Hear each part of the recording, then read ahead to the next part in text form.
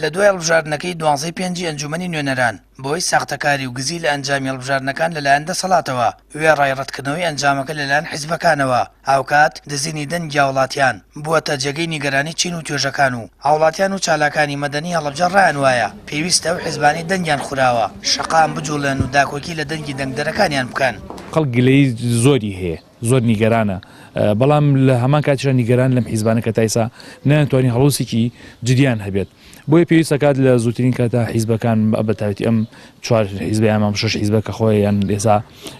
بەرەکی ئەوەشان دروست کردووە پێویستە بە زووترین کات ینی شەقام بجوڵێنن کاتێکا بێئومێد بوون لە فشارە نێودەوڵەتیەکان و جۆرێک لە بێدەنگی هەیە بەرامبەر بەم کارە ساتەم کارێک دروست دەکرێت بە جۆر لە جۆرەکان ئەو مافە بگەڕێتەوە بۆ دەنگدەر. بەشێک لە هاوڵاتیانی هەڵەبجە ڕایدەگەێنن یەکێک لە بژاردەکانی دیکە لە بەردەم ئەو لایەنانەی دەنگیان دزراوە بایکۆتی پرۆسی سیاسی لە عێراق لە کاتێکدا ئەگەر گوێ بۆ سکاڵەکانیان نەگیرێت و ئەنجامی هەڵبژاردنەکان بە شێوەی دەستی جا نەکرێنەوە. بە بڕوای من ئەو لایەنانەی کە چ لە هەرێمی کوردستان و چ لە عێراقیش کە پێیان وایە زوڵمیان لێکرا و مافیان خوراوە لە ڕووی ڕێژەی دەنگەکانەوە پێم وایە بە هەموو شێوەیەک پێویستە یەک بگرن و ڕازگویانە بە فەرمی لە ڕایگەن کە لە پرۆسی سیاسی عێراق و هەرێمی کوردستانیشە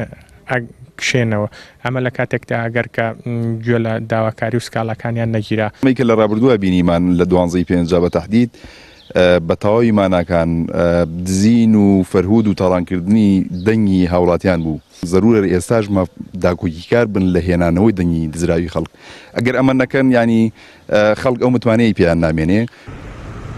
بەڕای زۆرینەی هاوڵاتیانی هەڵەبجە و لایەنانەی دەنگی هاوڵاتیان و لایەنەکانی دیکەیان دزیوە ناتوانن خزمەت بکەن و بە فێڵکردن و ساختەکاری و گزی لە دەسەڵات بمێننەوە هاوکات ئەوەش باس دەکەن پێویستە سزای ئەو لایەنانە بدرێت کە دەنگی ئازادی خەڵکیان دزیوە و ئەو شەش لایەنەش فشارەکانیان لە ڕووی نێودەوڵەتی وەفراوان بکەن بۆ گەڕانەوەی دەنگەکانیان.